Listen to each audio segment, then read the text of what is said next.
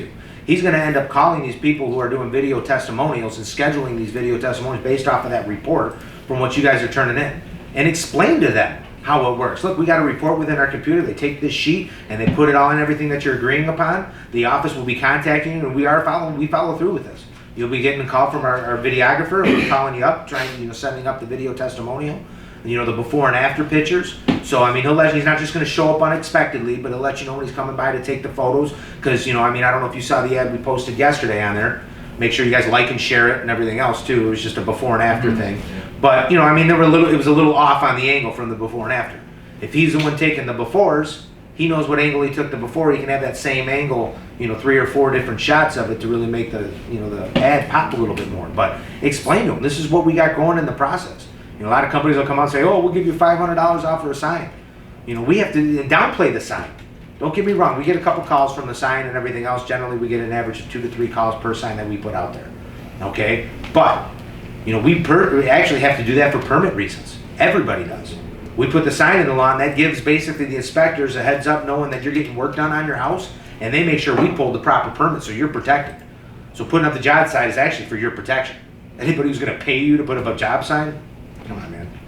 The camera sounds a little shady if you ask me.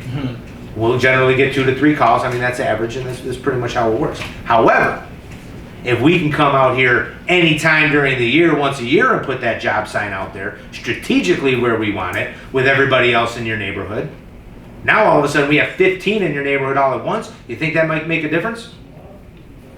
You're building it up now, right? Okay? We're doing a video testimonial. That's something people are really into nowadays. Yeah, they got the reviews, and we got great reviews on Google and everything else, but people want to hear it from people. They want to hear it right from the horse's mouth.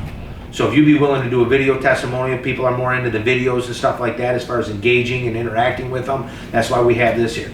Would you mind, are you camera shy? Would you mind being on a quick 30-second clip that we can post on Facebook or whatever? That's huge.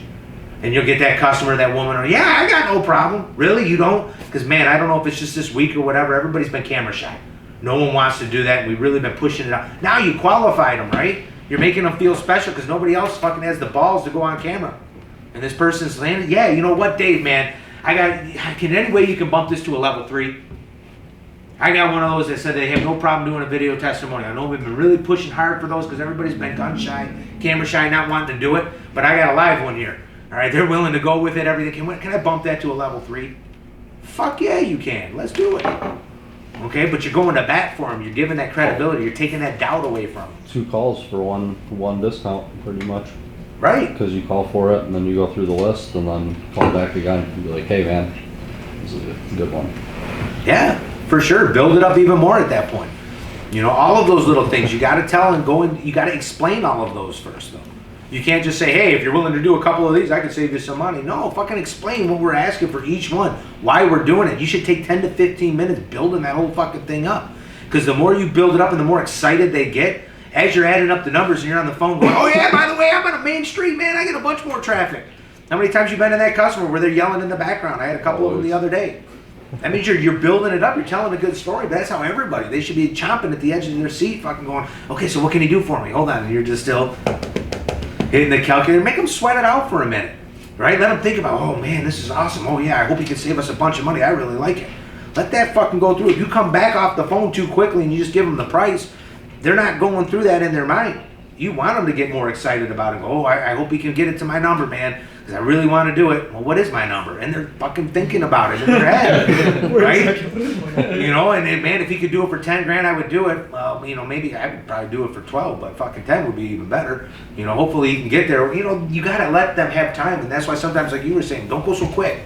Take your fucking time, explain it. You want to build value to that discount, and the more shit that they're agreeing to, and explain to them how the inner part of our business works, and that Zach's going to be calling them up and scheduling this shit.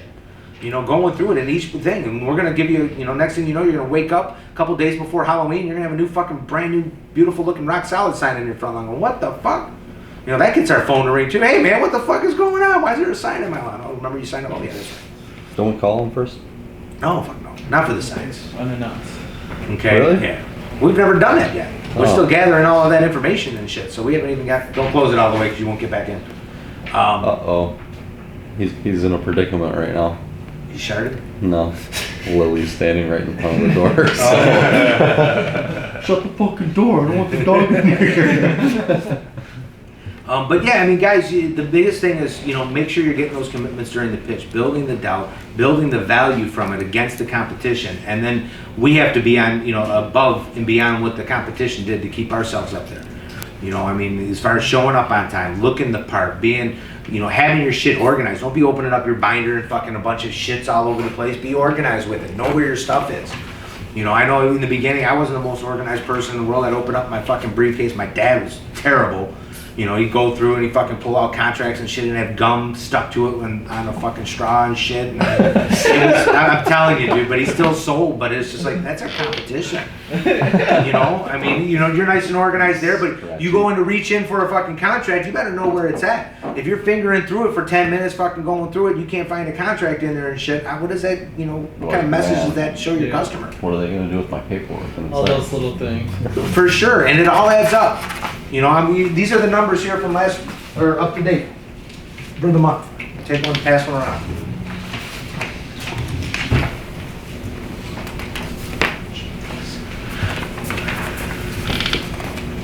Take one, pass it around.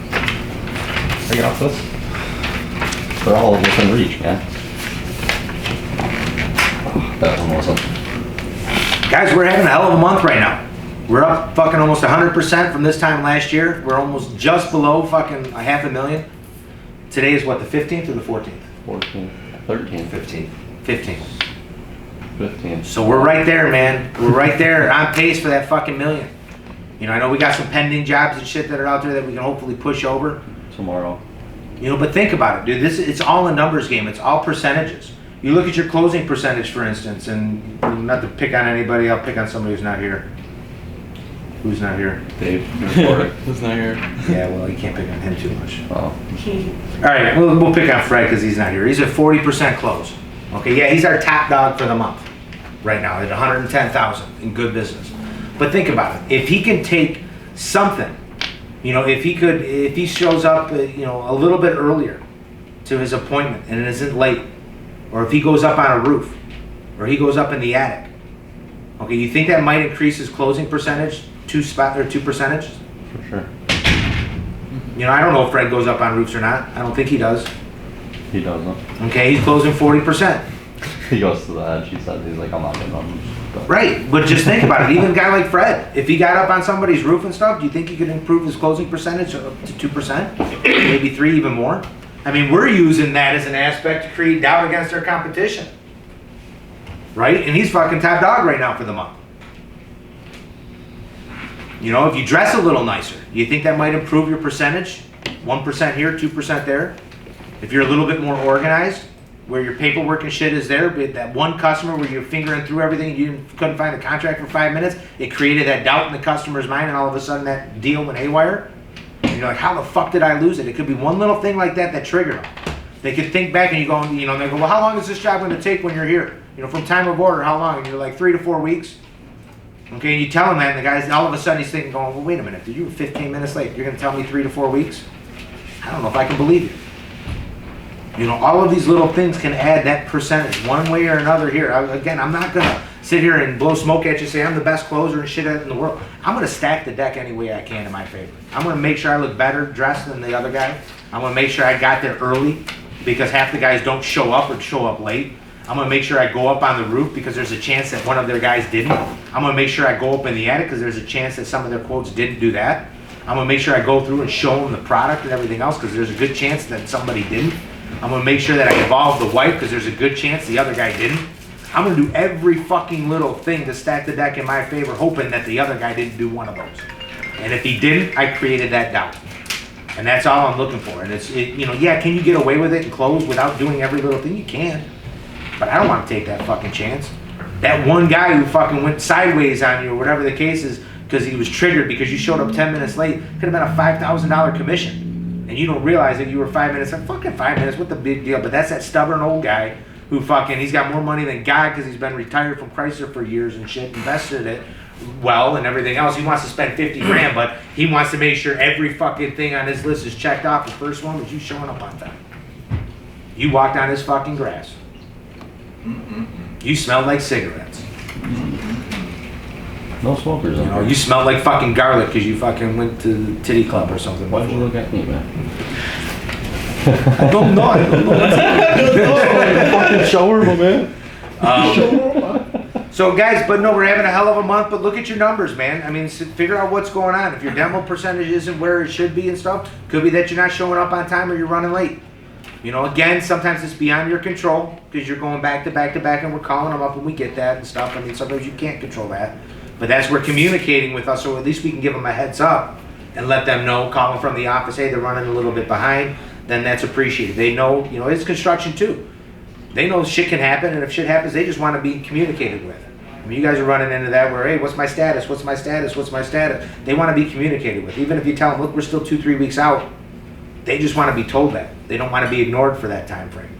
You know, if we're going to be late, they want to know about it. If we can give them a call, give them that courtesy, they just want to be communicated with. So, you know, just what can you guys do? I want you to, you know, self-analysis. I want you to look at yourself, and I think on Monday or whatever, we did this before, we passed out a sheet and break down like all of the different things, your appearance, your dress, your car, your samples, all of that stuff, and you rate yourself.